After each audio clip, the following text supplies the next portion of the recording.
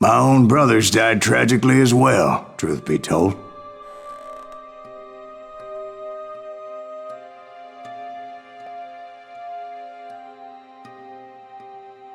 It was 1868, and me and my older brothers were pulling a tidy profit running cattle into Juarez, Mexico.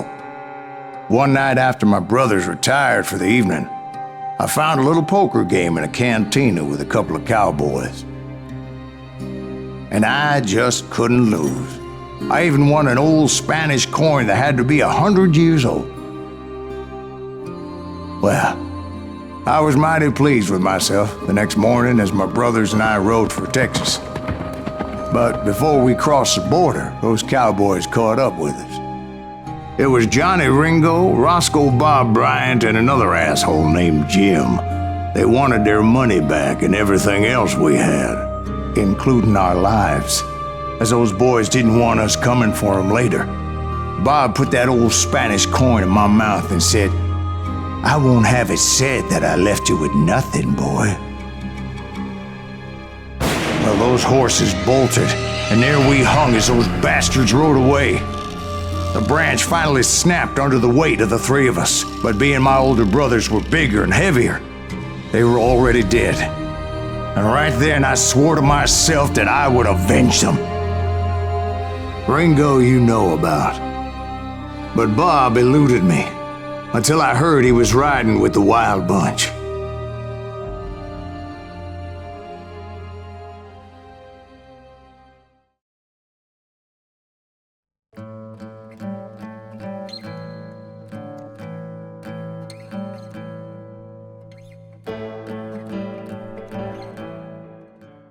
I'd been on their trail for months, ever since they left their hideout in the Bighorn Mountains.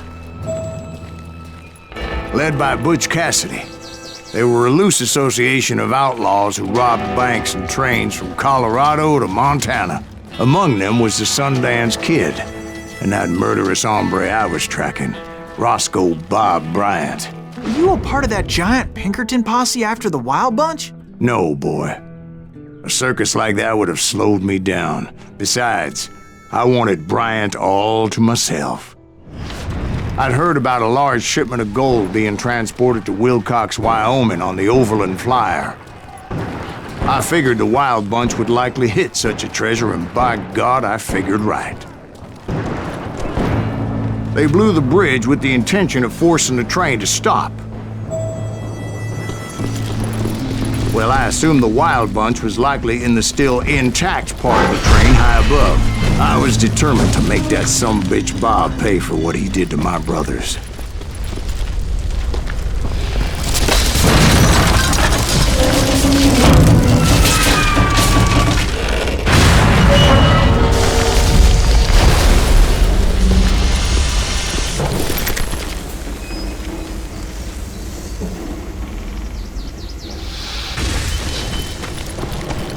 Ears are still ringing from blowing up that bridge. Well, I made my way off unscathed and came upon a few members of the gang and had no choice but to dispatch them. From there, I had to negotiate an even more precarious route. But first, I would need to get my ass out of there.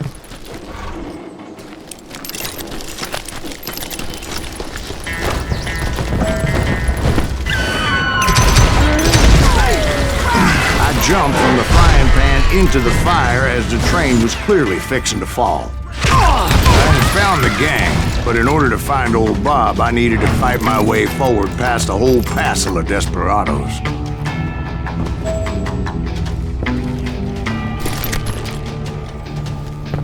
Outside, inside, any way I could, I made my way towards my prey.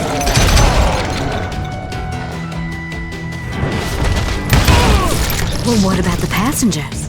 It was mostly a freight train, as I recall. There were no passengers aboard that day.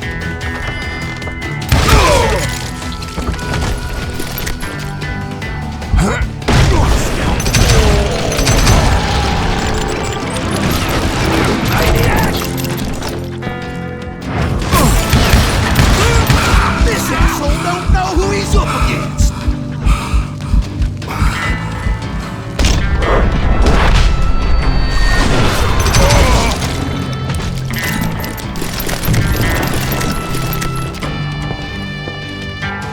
I mentioned before, I am not fond of heights.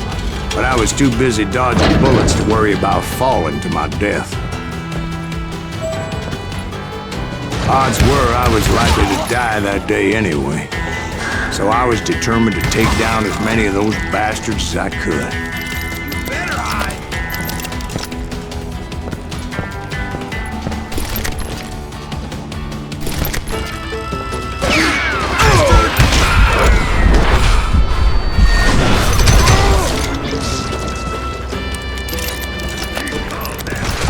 At times it was like shooting ducks in a shooting gallery.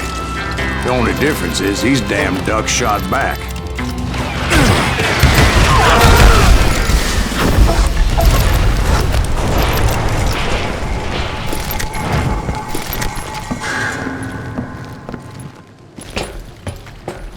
I kept hoping the law would show up and give me a hand. You mean like that giant Pinkerton posse that I read about?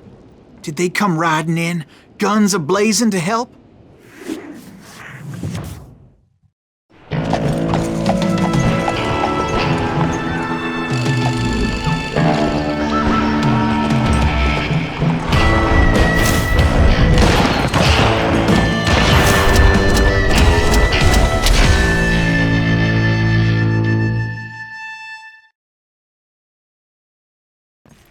Help? From the Pinkertons? No, son.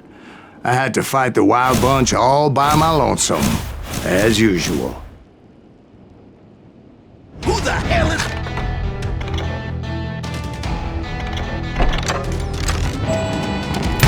You won't get away! Get out of here! It's mine! Take cover! Retreat! Retreat! He's killing everybody! Ready to miss. He'll kill us all! Run!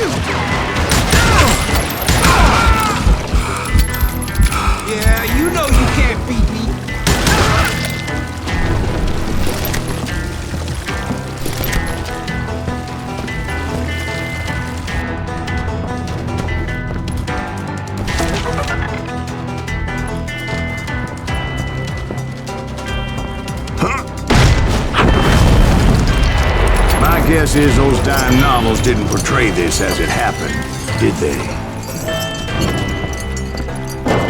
Only a few stragglers were left. I had to cut them down pronto if I was going to stay on old Bob's trail.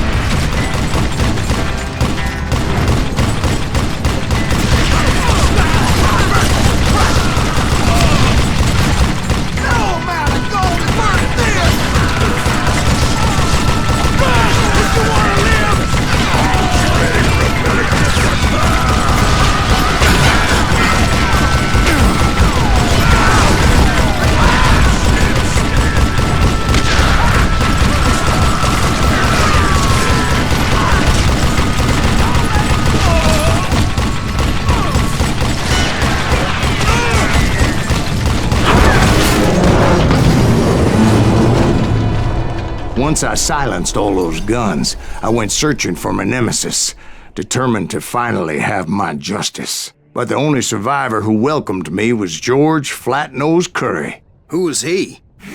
The fastest gun in the gang. Right after Sundance, I mean. And Kid Curry, and maybe Elsie Lay. Though some folks might dispute that.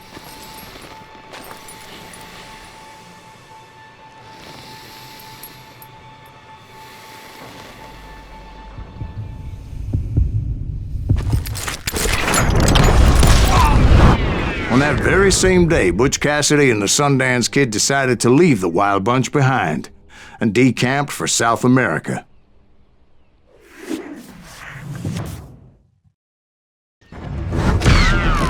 They ended up living down there for many years, but I'm sure you already know all about that.